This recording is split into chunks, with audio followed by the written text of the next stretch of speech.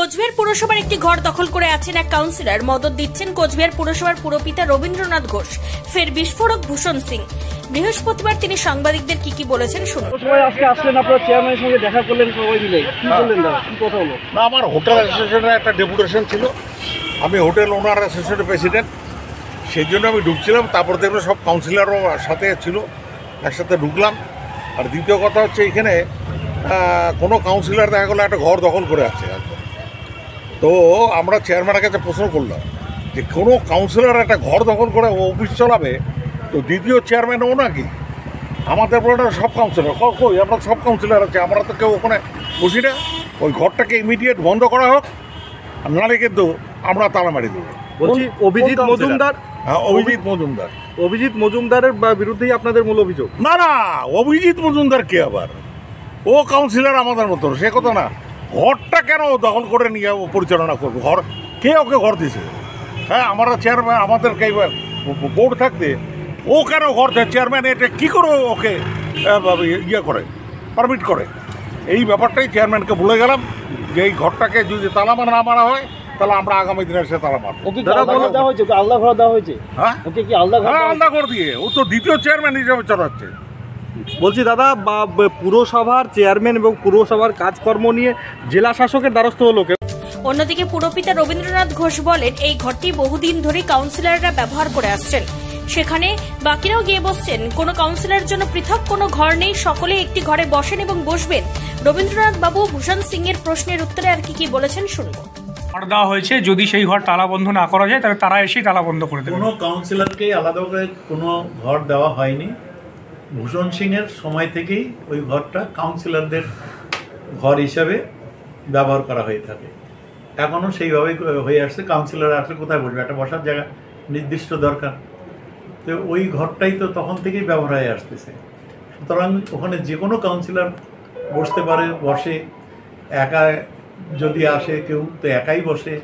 সুতরাং আলাদাভাবে কারোর জন্য ঘর নেই, সমস্ত কাউন্সিলরদের জন্যই ওই ঘরটা আগাগোড়া। এটা আমি দায়িত্ব নেওয়ার অনেক আগে থেকে, ভূষণ সিং যখন ছিল তখন থেকে, ওই তারও আগে থেকে সম্ভবত ওই ঘরটা কাউন্সিলরদের রুম হিসাবে ব্যবহার হয়।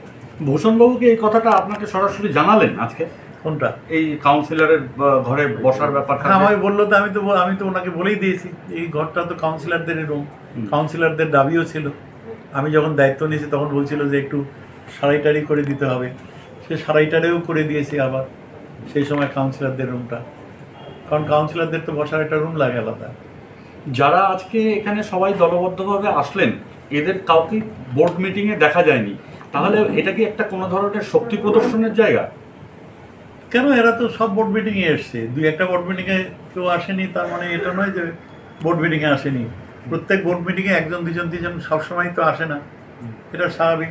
এখানে যারা এসেছিল তারা তো বেশিরভাগ বোর্ড মিটিংয়ে তারা হাজির হয়েছে, তারা আলোচনা করেছে, তাদের সিগনেচার আছে। তারা পৃথকভাবে ভাইস চেয়ারম্যানের রুমে বসে রীতিমতো আলোচনা প্রায় 1 ঘন্টা খানিক করেছে। পৃথকভাবে কিছু নেই, যে কোনো ঘরেই যে কেউ বসতে পারে। ভাইস চেয়ারম্যানও আমাদের একজন পোর্টফোলিও হোল্ডার, তার ঘরে বসতে দোষ কি আছে? আমিও তো যাই সেখানে বসি। তুমি জেলা সভাপতি কিছু জিজ্ঞেস করলো আপনাকে? না না, আসলে কথা বলবো, চলে গেল। কোচবিহার থেকে নিজস্ব প্রতিনিধি রিপোর্ট, টাইমস 14 বাংলা।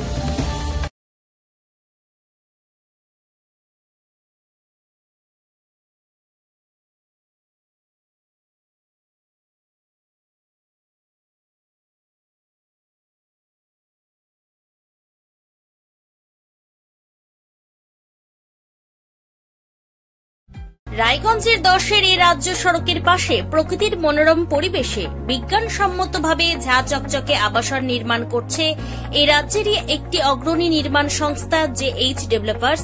পাশাপাশি তারা এই প্রকল্পটির নাম রেখেছেন JH গ্রিন, যাদের catch line nature inspired homes, যার বাংলায় তর্জমা করলে দাঁড়ায় প্রকৃতি অনুপ্রাণিত বাড়ি। সকালে ঘুম থেকে উঠেই বাসিন্দারা দেখতে পাবেন পূর্ব দিকে সূর্যোদয়, চারপাশের সবুজ গাছপালা, পাখির কলতানে ঘুম ভাঙবে আবাসনের বাসিন্দাদের। পাশেই রয়েছে উত্তর দিনাজপুরের অফিসপাড়া, রায়গঞ্জের কর্ণচূড়া।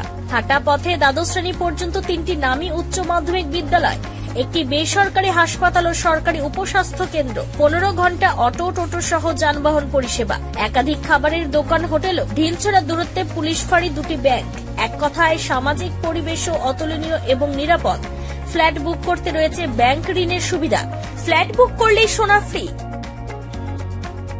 দেরি না করে আজই যোগাযোগ করুন JH developers, Karnajora, motor Kalibari, Raiganj. Mobile phone number 8944849889। আপনি কি কিডনি রোগে ভুগছেন?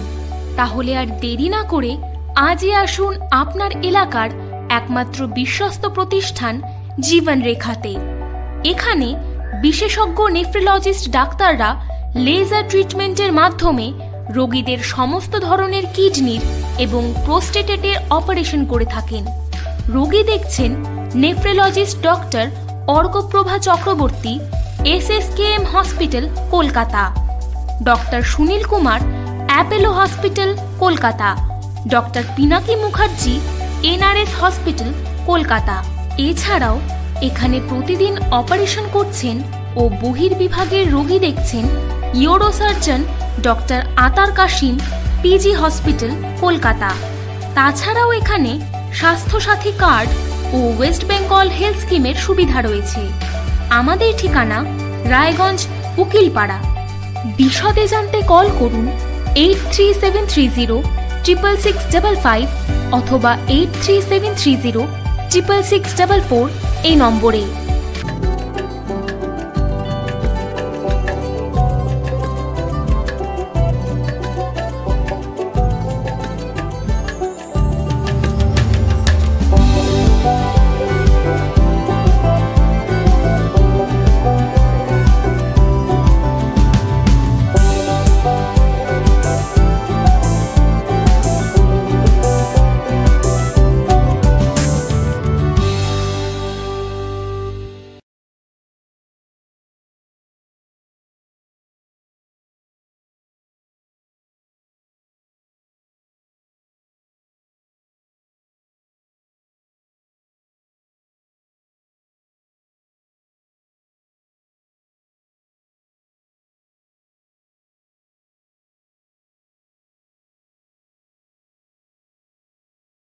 আপনি কি চাকরি পরীক্ষার্থী?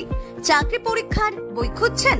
তাহলে আজই চলে আসুন সৌর বুক অ্যান্ড ম্যাগাজিন সেন্টারে। এখানে BSc, WBCS, bank, rail, ICDS, nursing, ANM এবং GNM সহ কেন্দ্রীয় ও রাজ্য সরকারের সকল চাকরির পরীক্ষার বই ও ম্যাগাজিন পাওয়া যায়।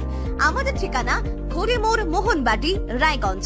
বিস্তারিত জানতে যোগাযোগ করুন 9002904090 অথবা 9434347016।